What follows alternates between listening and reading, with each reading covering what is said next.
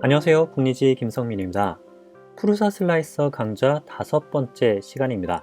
지난 시간까지 해서 내가 가지고 있는 프린터에 대한 세팅, 그리고 이 전체 프루사 슬라이서의 메뉴에 대한 개략적인 것들을 알았다면 오늘부터 해서 본격적으로 출력을 위한 슬라이서 설정 방법을 하나씩 강좌로 이어나가 보도록 하겠습니다. 프린터 구성 도우미를 통해서 이렇게 나의 프린터가 추가가 되었다고 해서 바로 출력이 원활하게 되는 것은 아닙니다. 꼭 해줘야만 하는 몇 가지 설정 항목이 있는데요. 오늘은 그거에 대해서 알아보겠습니다. 자, 가장 상단 메뉴에 프린터 설정으로 들어가 보겠습니다. 만일 여러분들이 단순으로 지금 체크가 되어 있다면 항목이 3개밖에 보이지 않을 겁니다. 이때 어드밴스드나 전문가, 이 시간에는 전문가로 한번 체크를 하고 보도록 하겠습니다. 자, 전문가 상태에서 보시면 이렇게 메뉴가 한 3가지 항목이 더 나오게 되는데 그 하위 항목들도 굉장히 종류가 많이 있습니다. 그 중에 우리는 일반 탭에서 배드 모양 바로 밑에 최대 프린트 높이를 한번 보도록 하겠습니다. 이 값은 여러분이 제조사에서 보내준 프로파일을 받아서 설치한 것이 아니라면 기본 세팅이 200으로 되어 있으실 겁니다. 그러면 이것을 내 프린터의 실제 높이와 맞춰주도록 하겠습니다. 저는 이 값이 150이기 때문에 150으로 기입하고 다른 데를 클릭해 주도록 하겠습니다. 자, 이거를 꼭 해줘야만 하는 이유가 여러분들이 가지고 있는 프린터의 높이에 맞춰서 이 값을 설정해 놓지 않으면, 예를 들어 제가 200이라고 되어 있는 상태에서 한 170짜리 높이의 모델링을 가져왔다고 칩시다. 그러면 무리 없이 200으로 설정되어 있기 때문에 높이 170의 모델링이 슬라이싱이 잘 될 겁니다. 그리고 G코드까지 받아지죠. 하지만 제 프린터의 실제 높이는 150이다 라고 했을 때는 위에 150까지만 출력되고 그 다음에 20만큼 올리는 거는 G코드 상에는 있지만 현실 세계에서 존재하는 프린터에서는 20만큼을 더 이상 출력을 못하게 되는 거죠. 그래서 슬라이싱 단계에서 이런 오류를 없애주기 위해서는 내 실제 프린터의 높이와 최대 프린트 높이, 이 슬라이스 상의 높이를 맞춰줄 필요가 있습니다. 이게 보통은 프린터를 추가를 할 때 한 번에 거기에 항목이 있으면 좋을 건데요. 프루사 슬라이서는 이렇게 따로 되어 있기 때문에 꼭 잊지 말고 이 세팅을 해주시길 바랍니다. 자, 그 다음으로 보겠습니다. 수동 G코드라고 되어 있죠. 네, 이거를 클릭해서 들어가게 되면 여기에 바로 스타트 G코드, 엔드 G코드를 넣어주는 란이 있습니다.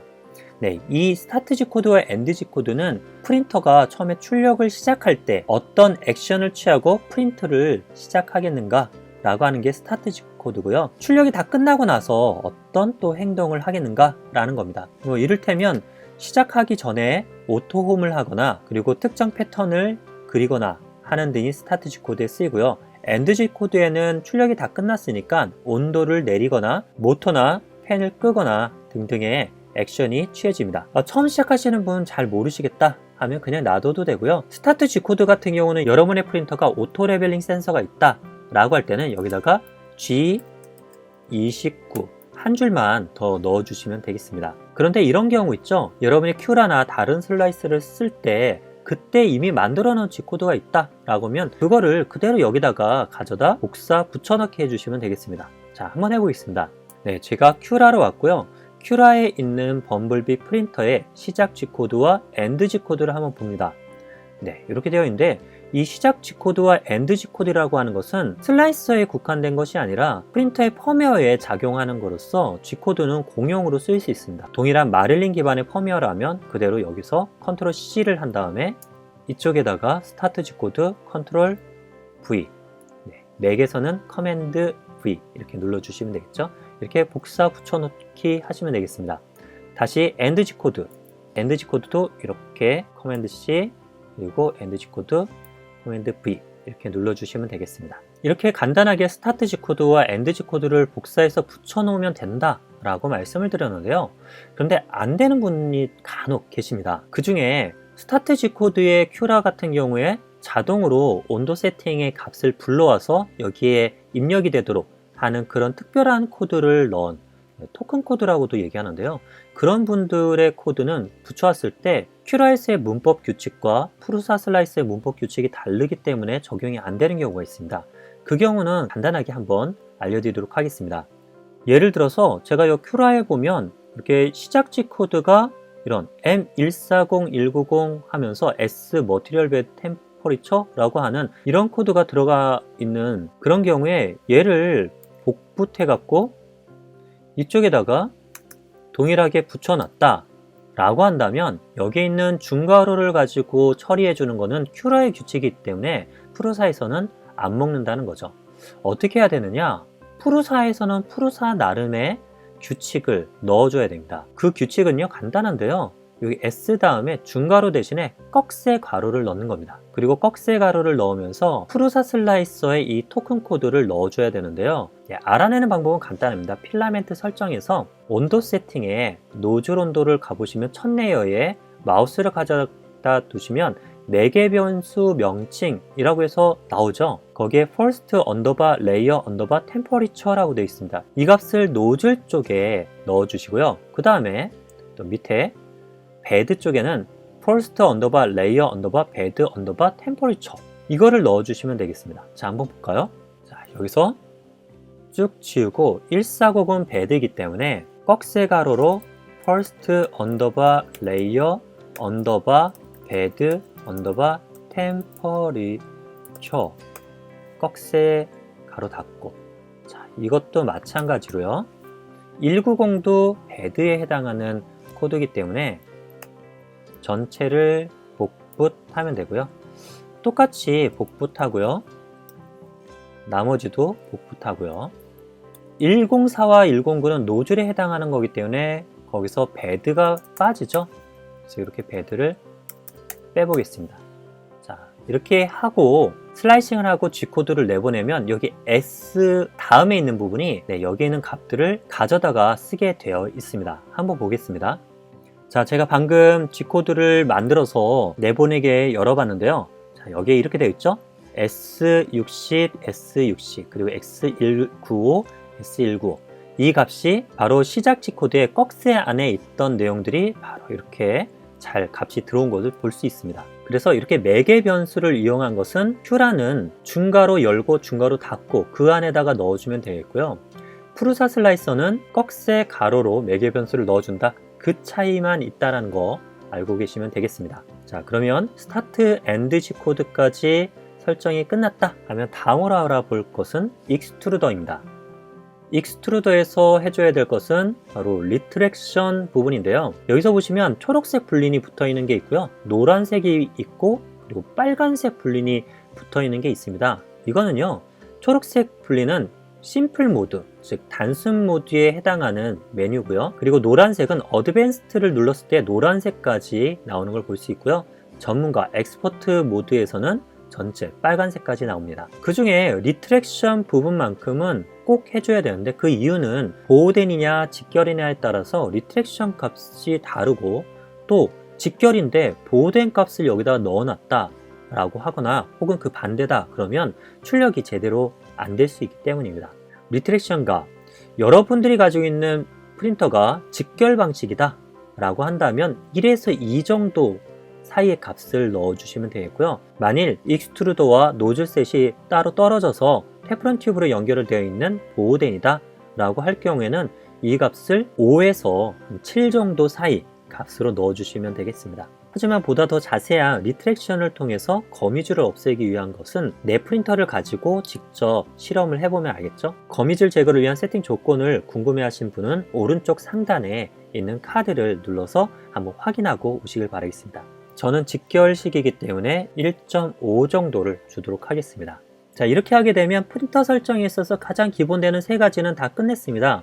일반의 높이, 그리고 수동 G코드의 스타트 엔드 G코드, 익스트루더의 리트랙션 값 설정, 여기까지 마치셨다면 이것을 저장해 두면 되겠는데요. 우리가 어떤 값을 수정을 하는 순간 이렇게 돌아가는 표시와 자물쇠가 열린 표시가 나타나게 됩니다. 그리고 상단에는 범블비 옆에 없던 수정된 곳이라고 나옵니다. 뭔가 바뀌었다는 거죠. 그리고 바뀌었다라고 하는 표시 옆에 있는 이 버튼, 여기는 저장 버튼인데요. 이거를 눌러주시고, 그리고 여기다가 내가 원하는 이름으로 프린터 설정의 항목의 이름을 변경시켜 주시면 되겠습니다. 저는 이거를 그대로 쓰고자 하기 때문에 그냥 이 상태에서 OK를 눌러 보겠습니다. 자, 그러면 업데이트가 된 상태고요. 다음으로 필라멘트 설정으로 넘어가겠습니다. 필라멘트 설정에서는 필라멘트가 바뀔 때 변동될 수 있는 그 내용들 항목을 고쳐주시면 되는데요. 가장 중요한 거는 출력 온도 설정이 아닐까 합니다. 노즐 온도 그리고 배드 온도라고 되어 있는데 이거는 프린터 구성 도우미에서 처음에 이 값을 입력하고 들어오셨을 텐데요. 그것을 입력하지 않으셨다고 하더라도 여기서 이제 바꿔줄 수가 있습니다. 필라멘트 따라 예를 들어 PLA와 PLA 플러스가 온도 조건이 좀 다를 수 있죠.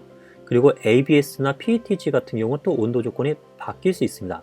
그래서 그거에 맞는 온도를 갖다가 세팅하고 저장할 때 해당 이름으로 하시면 되겠습니다. 여기는 지금 디폴트로 범블비라고 되어 있는데요. 실제로는 범블비라는 필라멘트보다는 어떤 특정한 필라멘트를 많이 쓰겠죠. 내가 알아보기 쉬운 방식으로 필라멘트 이름을 넣어주시면 되겠습니다. 그래서 이 값을 수정을 합니다. 200, 그리고 출력도 200, 그리고 필라멘트나 베드 안착 시트에 따른 베드 온도도 설정을 해주시면 되고요. 다음으로 있는 냉각은 나중에 자세히 한번 소개해드릴 시간 갖도록 하고요. 중요한 개념 하나 공유 드리겠습니다. 여기서 필라멘트 재정의라고 되어 있는 여기로 들어가시면요. 여기에 리트랙션을 갖다가 설정하는 부분이 나옵니다. 근데 좀 이상하지 않습니까? 분명히 프린터 설정에서 리트랙션을 갖다가 건드렸는데 여기 또 나옵니다. 그쵸. 보통 리트랙션 값이라는 것은 크게는 프린터에 좀 오리엔테이션 되어 있는 값입니다. 보호대냐 직결이냐 등등으로요. 하지만 필라멘트에 의해서도 좌지우지 될 수도 있죠. 어떤 거는 리트랙션이 좀 짧더라도 거미줄이 안 나오고 깨끗하게 출력된다. 혹은 TPU 같은 경우는 리트랙션을 해주면 출력할 때 압출이 제대로 안 될 수가 있다. 등등의 정보가 있겠습니다. 그런 상황이 올 때 프루사 슬라이서는 프린터 설정을 바꾸는 게 아니라 해당하는 필라멘트에 그 값을 넣어줘서 적용될 수 있도록 하는 시스템을 갖고 있습니다. 즉 프린터 설정에는 이미 길이가 1.5 그리고 리트랙션 속도는 40 이렇게 되어 있는데 이 값을 이렇게 켜주고요. 여기다가 내가 지금 이 필라멘트 같은 경우는 리트랙션 하고 싶지 않다. 그러면 0 이렇게 만들어주면 되겠습니다. 자, 그렇게 하고 저장을 하게 되면 이 필라멘트를 사용할 때 그때는 리트랙션이 안 먹게 되는 거죠. 그런 식으로 사용하는 건데 일반적으로는 프린터 설정에 되어 있기 때문에 이거는 무시하고 넘어가셔도 되는 항목입니다. 나머지도 그냥 지금은 모른 채 넘어가셔도 크게 무리가 없는 설정이라고 할 수 있겠습니다. 자, 이제 프린터 설정, 필라멘트 설정까지 했는데요. 오늘은 한 가지만 더 공유를 드려보도록 하겠습니다. 지난 시간에 제가 이거 출력했었죠? 어몽어스 마린 이거 출력했었는데요. 출력해보니까 어떤가요? 밑에가 다 뭐가 이렇게 무너져 내린 부분이 보이는데요. 아마도 출력 생활을 오래 하시고 조금이라도 해보셨던 분이라면 너무나 잘 아는 개념일 겁니다. 그런데 간혹 올라오는 글에 보면 이 개념을 몰라서 이거 왜 그런가요? 라고 하시는 분들이 있어서 공유를 드려봅니다. 이것은 바로 서포트의 필요성 때문인데요. 밑에가 다 날아간 이유는 아래쪽에서 받쳐줄 게 없어서 그냥 필라멘트가 위에서 아무데나 쐈기 때문에 발생한 문제였습니다. 물론 이런 작은 모델링 같은 경우는 크게 티가 안 나겠지만 큰 출력물 같은 경우는 전체가 형체를 알아볼 수 없을 정도로 바뀌기도 하기 때문에 꼭 받쳐줄 수 있는 서포트를 해주셔야 됩니다. 서포트가 필요하냐 필요하지 않느냐 이것의 기준은요, 일단 슬라이스를 하시고요, 오른쪽에 있는 이 바를 갖다가 위에를 잡고 쭉 내려보시다가 보면요, 이렇게 공중에 혼자 떠 있는 애들이 나오는 경우가 있습니다. 이렇게 공중에 혼자 떠 있다 그러면 얘는요 그냥 공중에다가 쏘는 애거든요. 그래서 이런 데는 반드시 서포트가 필요합니다. 이런 게 있는 모델링 같은 경우는 서포트를 추가를 해 줘야 되는데 프루사 슬라이서에서는 서포트 항목이 따로 이렇게 나와 있습니다. 이때 서포트에다가 여기서 모든 것, 이 모든 것을 체크를 합니다. 그리고 슬라이스를 다시 한번 해보겠습니다. 자, 그러면 이렇게 서포팅이 됐죠. 뭔가 벽 같은 게 막고 있다고 느껴질 텐데요. 이렇게 되어 있는 상태로 출력을 하고요. 그리고 앞으로 이런 서포트나 이런 것들 정교하게 어떻게 조종하는지 이거에 대한 강좌도 진행을 해보도록 하겠습니다. 자, 그러면 이거를 출력을 하고 서포트를 제거해서 결과를 보면서 오늘 마치도록 하겠습니다.